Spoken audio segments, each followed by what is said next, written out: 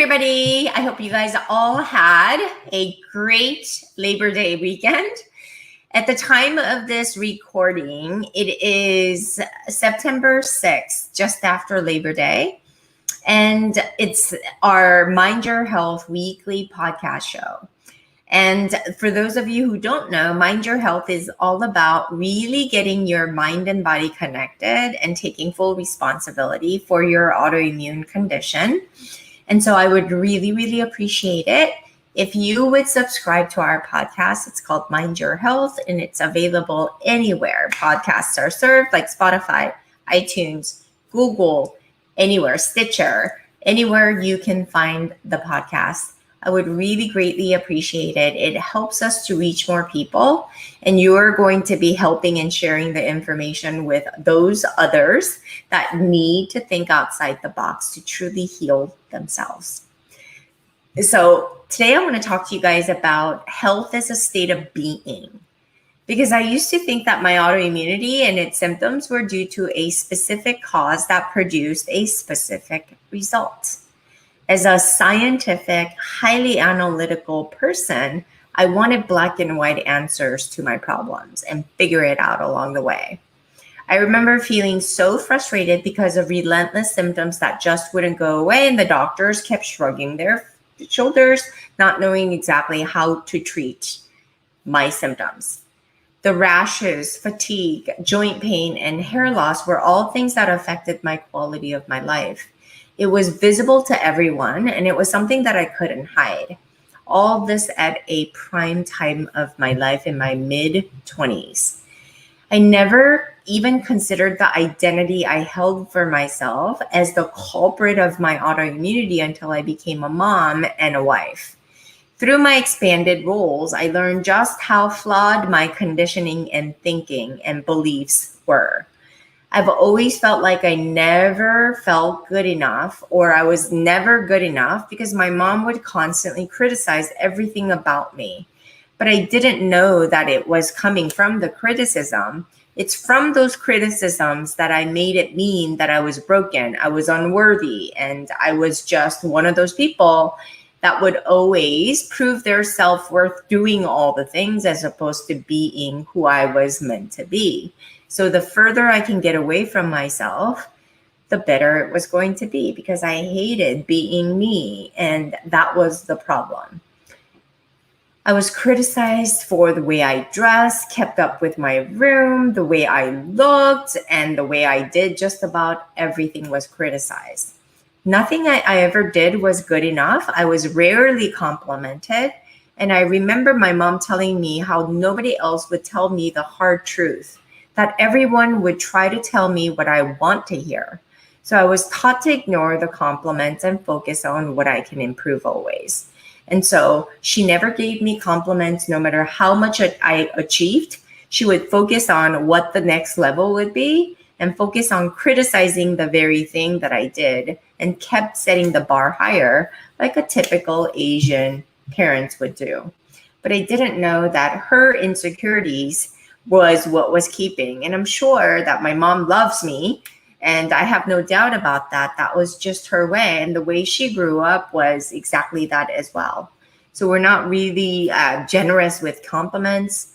We were never told you can do everything. We're always toned down and made sure that our ego and confidence didn't get out of control is more the approach that my parents took. And when I was rearing my kids, I constantly needed approval, I remember, from my mom. And it's almost like if I did something for my son, or I packed a nice lunch, or I did this, or I did that, I wanted the approval, atta girl, from my mom as a mom myself. And I realized what a puppet I've become. And that's when I really, truly felt like I needed to change some things, because this constant need for approval from my mom was really making me insecure about myself. And I didn't like that feeling because I was so dependent on her approval. The power she had over my life, trying to control and live vicariously through me, was something I thought was completely normal, because she was not satisfied with her own life. She was not happy with my dad. I have 3 other siblings, and I was the model child who did pretty much everything that she wanted me to do.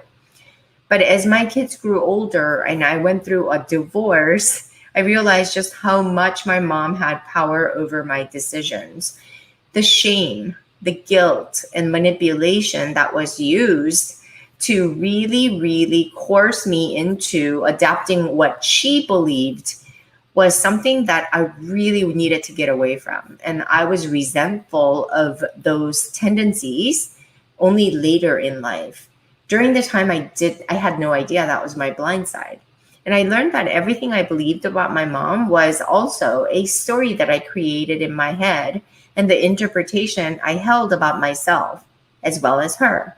It's really not her fault. It was her way of loving me, that it was my own choice to think and believe what my reality would be.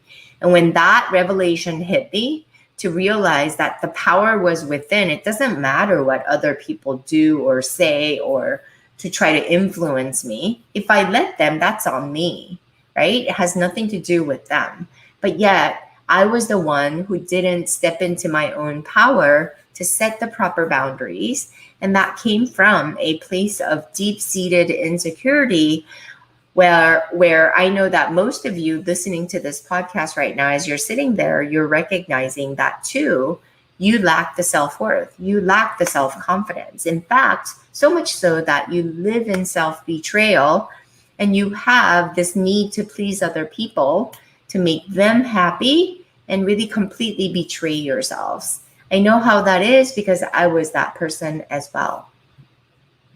And through relentless work and self-growth, I was able to finally see how I was perpetuating my own sickness and suffering.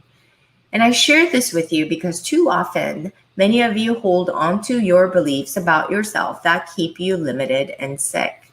The very identity you hold about yourself is the problem, and you must fix before you begin your healing. When we're diagnosed with autoimmunity, we all focus on the symptoms of our disease and want so desperately to get rid of those symptoms. But remember, many of you guys have overlapping symptoms and diseases, secondary to the medication, secondary to the hormone disruptions, the inflammation, and all the things, right? One autoimmunity can lead to another autoimmune condition, and the autoimmunity can even result in hormonal imbalances to affect your metabolic processes as well. Yet we get so busy looking outside of ourselves to fix what's internally wrong with ourselves. And that is a broken strategy.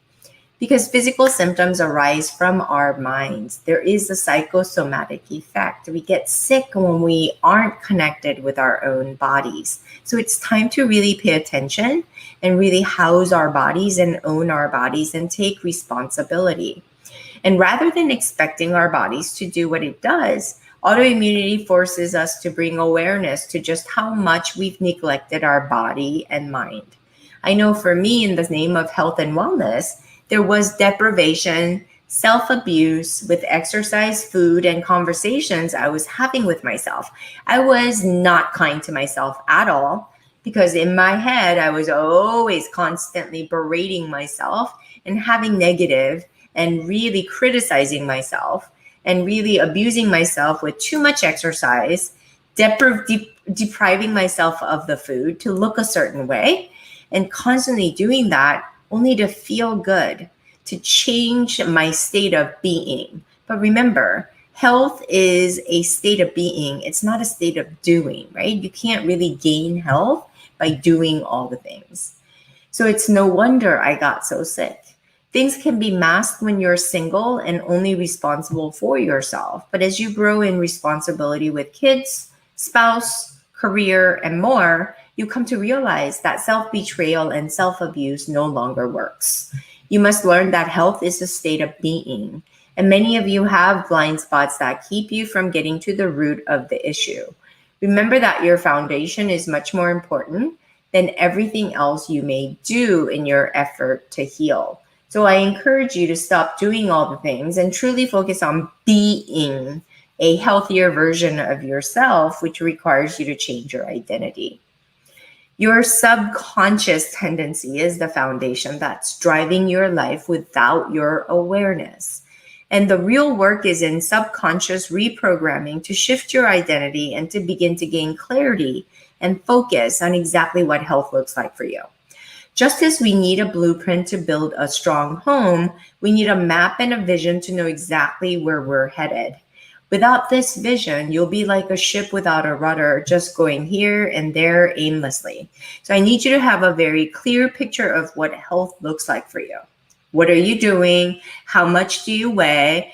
How do you feel, right? You have to smell and feel and think like the healthiest version of yourself right now. So do you want to learn how you can transform your life and begin to heal in a real way?